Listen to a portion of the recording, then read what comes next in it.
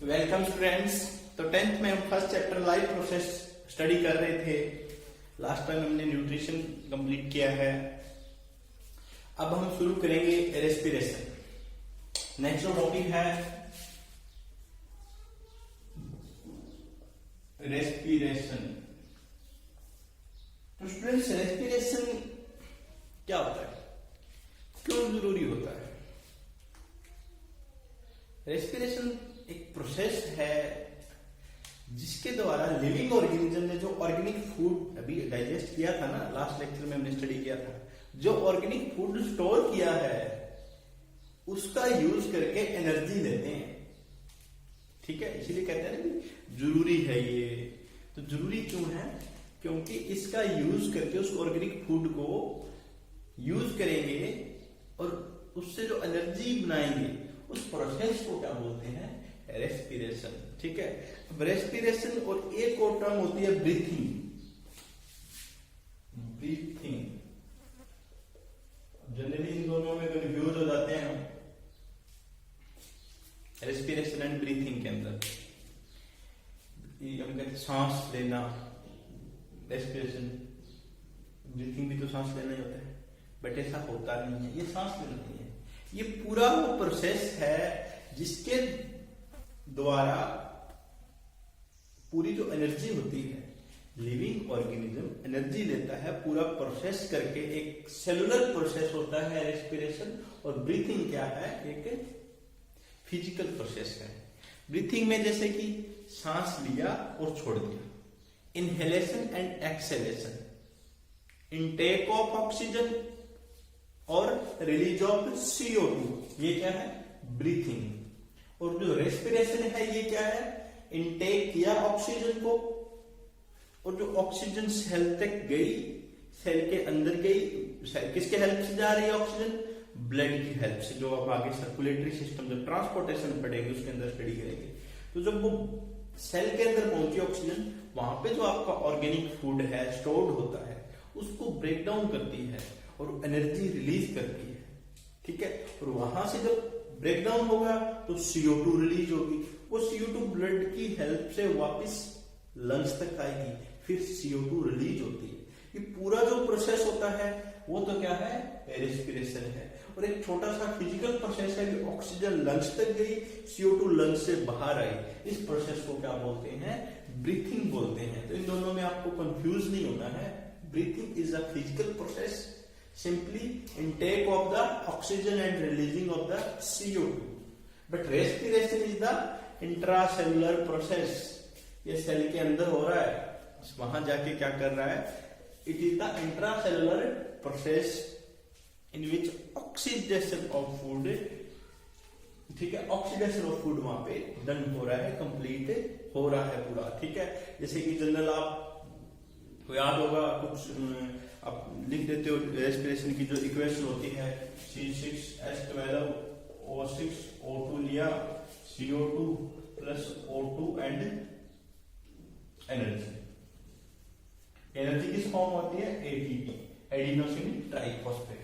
तो ये सेल के अंदर हुआ है, ये इंट्रा सेलुलर प्रोसेस है पूरा। ठीक है, तो ये पहले तो इन दोनों के अंदर आपने कंफ्यूज नहीं होना है, रेस्पिरेशन एंड ब्रीथिंग के अंदर। रेस्पिरेशन क्या है? इंट्रासेलुलर प्रोसेस है, और ब्रीथिंग एक रेस्पिरेशन का ही पार्ट है, जो कि एक फिजिकल प्रोसेस है, O2 लेने का और CO2 रिलीज करने का। अब रेस्पिरेशन की डेफिनेशन क्या हो सकती है? It is a process of living organism by which they oxidize the organic food to get energy. Organic food को वो क्या करते हैं? ऑक्सीडाइज करते हैं, एंड किसके लिए? एनर्जी देने के लिए। The process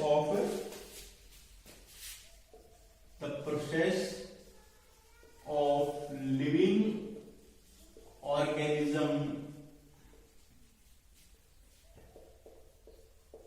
in which they oxidize the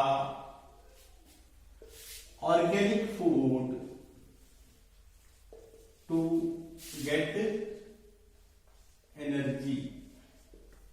ठीक है, एनर्जी लेने के लिए फूड का ऑक्सीडेशन करते हैं, oxidation of organic food, organic food का ऑक्सीडेशन करते हैं, उस प्रोसेस को क्या बोलते हैं, रेस्पिरेशन बोलते हैं। ये सेल के अंदर होता है, ठीक है। और यहाँ पे जो एनर्जी रिलीज होती है वो माइटोकॉन्ड्रिया के अंदर स्टोर हो जाती है। माइटोकॉन्ड्रिया आपने 9th के अंदर सेल वाला चैप्टर पढ़ा था, तो वहां पे आया था पावर हाउस ऑफ सेल। वो एनर्जी जो एटीपी की फॉर्म होती है वो यहाँ स्टोर होती है, और जब बॉडी को जैसे जैसे जहां जहां पर जरूरत होती है ये एनर्जी बॉडी को प्रोवाइड कराता है अलग अलग प्रोसेस के लिए।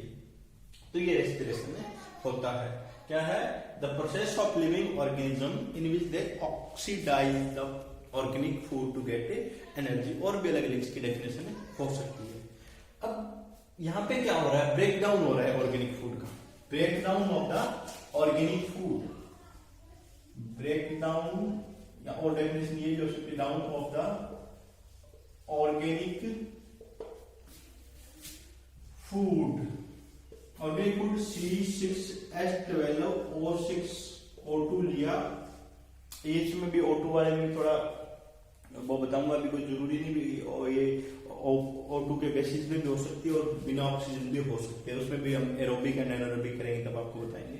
तो O2 लिया, क्या बस CO2 H2O प्लस NH। तो स्टूडेंट्स यहाँ पे हो रहा है ब्रेक डाउन किसका, ऑर्गेनिक फूड का। तो आपने मेटाबॉलिज्म के बारे में पढ़ा होगा, एक पढ़ा होगा एनाबॉलिज्म एंड एक पढ़ा है केटाबॉलिज्म। केटाबॉलिज्म का मतलब होता है ब्रेक डाउन होना, एनाबॉलिज्म का होता है कुछ बनना, ठीक है। कोई चीज का जब मेकअप होता है, बनती है कोई चीज, ठीक है, उसको क्या बोलते हैं, एनाबॉलिज्म। और ब्रेक डाउन होता है, यहाँ पे क्या हो रहा है, ब्रेक डाउन हो रहा है। तो रेस्पिरेशन क्या है, केटाबॉलिक प्रोसेस है, बट ऐसा नहीं है। जनरल बुक्स के अंदर आपको ज्यादातर मिल जाएगा, या कई बार कहीं देखो आपको मिल जाएगा respiration is a catabolic process, but ऐसा नहीं होता। फ्रेंड्स एक चीज देखिएगा, यहाँ पे C6H12O6 ऑक्सीजन की प्रेजेंस में और एब्सेंस में जो भी है, अभी हम एक ऑक्सीजन की प्रेजेंस की बात कर रहे हैं, तो CO2 और H2O ब्रेक डाउन हो रहा है। इनको बैलेंस करेंगे तो ये तो जितना इधर उतना ही बैलेंस हो गया, बट यहाँ पे क्या हो रहा है, एनर्जी रिलीज हो रही है। जो कार्बन कार्बन के बीच में जो बॉन्ड बना हुआ है, अभी आपको पता लग जाएगा एनर्जी भी कहां से रिलीज होती है। ये कार्बन कार्बन के बीच में जो बॉन्ड बना हुआ है ना, इनका ये बॉन्ड जब ब्रेक होता है, ये बॉन्ड ही तो ब्रेक डाउन करता है, ये CO2, जब ये बॉन्ड इनका ब्रेक डाउन होता है तो एनर्जी रिलीज होती है। चाहे जब बॉन्ड बनता है तो एनर्जी वहां पे लगती है, बॉन्ड टूटता है तो एनर्जी रिलीज होती है। तो कार्बन कार्बन के बीच का बॉन्ड ब्रेक डाउन होता है तो उसके कारण एनर्जी रिलीज हो रही है। मीनिंग यहाँ पे चीज ब्रेक डाउन भी हो रही है और कुछ बन भी रहा है। तो ये तो एनाबॉलिक भी है और कैटाबॉलिक भी है। जो रेस्पिरेशन होती है ये एनाबॉलिक भी होती है क्योंकि एनर्जी बन रही है। यहाँ पे डायरेक्ट तो हम एनर्जी बना नहीं सकते ना, फूड से, प्रोसेस से ही बन रही है। सिंपल में बिना तोड़े थोड़ी एनर्जी ले सकते हैं, फूड से ऐसा कोई प्रोसेस नहीं होता। सिंपल में टूटेगा तभी एनर्जी मिलेगी। तो यहाँ पे ब्रेक डाउन भी हो रहा है और एनर्जी भी मिल रही है। तो इस प्रकार के प्रोसेस में क्या एनाबॉलिज्म भी हो रहा है और कैटाबॉलिज्म भी हो रहा है। तो रेस्ट इसके लिए एक टर्म होती है एम्फीबोलिक। एम्फीबोलिक। तो रेस्पिरेशन क्या होता है, एक एम्फीबोलिक प्रोसेस होता है जिसमें क्या हो रहा है, ब्रेक डाउन भी हो रहा है और कुछ चीज बन भी रही है। तो सिंपल इंट्रोडक्शन करा रहा हूं, दोबारा भी इसको हम स्टडी करेंगे, ठीक है। तो ये एक इंट्रोडक्शन है इसका रेस्पिरेशन, ठीक है। अब मैंने जैसे बताया रेस्पिरेशन, अभी पता लग गया होगा ना कि कार्बन कार्बन ये जो C6 है, C6, ठीक है। तो इनके बीच में C6 का मतलब है कार्बन कार्बन के बीच में बॉन्ड है यहाँ पे, ठीक है। कार्बन कार्बन के बीच में जो बॉन्ड है, तो ये जो बॉन्ड टूटेगा तो एनर्जी बन रही है। ये याद रखना स्टूडेंट्स, ये एनर्जी यहां से रिलीज होती है कार्बन कार्बन के बीच का बॉन्ड ब्रेक डाउन होने से। तो अब यहाँ पे रेस्पिरेशन दो टाइप की हो सकती है। एक तो होती है एरोबिक रेस्पिरेशन, एरोबिक रेस्पिरेशन, दूसरी हो सकती है एनएरोबिक रेस्पिरेशन। एरोबिक कौन सी होती है? जो ऑक्सीजन की प्रेजेंस में हो रही है, प्रेजेंस ऑफ O2। जो रेस्पिरेशन ऑक्सीजन की प्रेजेंस में होती है उसको क्या बोलते हैं? Aerobic respiration. और एनारोबिक कौन सी होती है?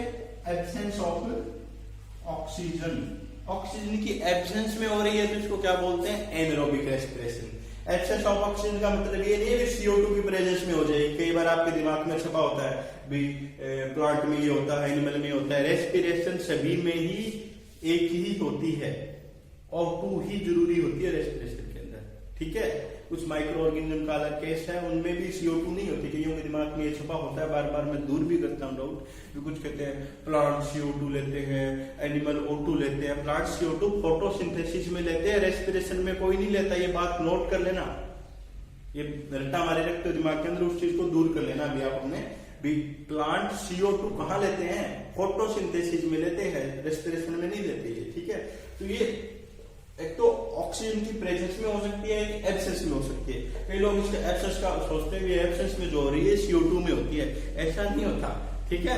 तो इसको दिमाग में रखना, ये बिना किसी हो जाती है, सीधा डायरेक्ट ब्रेकडाउन हो जाता है। जब हम इसकी डिटेल पढ़ेंगे दोनों की तो हम स्टडी करेंगे। O2 की प्रेजेंस में हो सकती है, जैसे हमारे अंदर जनरली होती है। हमारे अंदर दोनों होती है, एरोबिक भी होती है और एनारोबिक भी होती है। जब हमारे को पूरी ऑक्सीजन मिल रही है, नॉर्मल वर्क कर रहे हैं, तो हमारे अंदर एरोबिक हो रही है। कई बार क्या है, जैसे रनर हुआ है, कोई एथलीट है या कोई प्लेयर है, वो खेल रहा है रेगुलर, लगातार कंटिन्यू खेल रहा है, उसको एनर्जी पूरी तरह से ऑक्सीजन उसकी बॉडी में नहीं जा रही है, ठीक है। और एनर्जी वो ज्यादा लगा रहा है, एनर्जी की उसको रिक्वायरमेंट ज्यादा है, तो क्या होने लग जाती है, उसके अंदर बहुत सारे पार्ट तक उसके अंदर क्या है, ऑक्सीजन पहुंचती नहीं है। ज्यादातर लोअर पार्ट में ये होता है। तो जब ये नहीं पहुंच पाती है तो वहां पे क्या होता है? एरोबिक रेस्पिरेशन स्टार्ट हो जाती है। होती कैसे है वो जो नेक्स्ट लेक्चर के अंदर इसको दोनों को डिटेल में पढ़ेंगे। तो आपके अंदर जो दिमाग में जो डाउट है रेस्पिरेशन और ब्रीथिंग के अंदर, ब्रीथिंग रेस्पिरेशन का एक पार्ट है, वो एक फिजिकल प्रोसेस है। स्टूडेंट्स याद रखना इस चीज को। और ये एक सेलुलर प्रोसेस और पूरा प्रोसेस है जिससे हमें एनर्जी मिलती है। और ये एक एम्फीबोलिक प्रोसेस है, कैटाबोलिक नहीं है, ये एम्फीबोलिक है। ये उसके अलावा एरोबिक एंड एनारोबिक, ठीक है। तो इसको एक बार आपने स्टूडेंट स्टडी करना है। देन हम नेक्स्ट लेक्चर के अंदर एरोबिक एंड एनारोबिक को पूरा डिटेल में स्टडी करेंगे। Okay, thank you.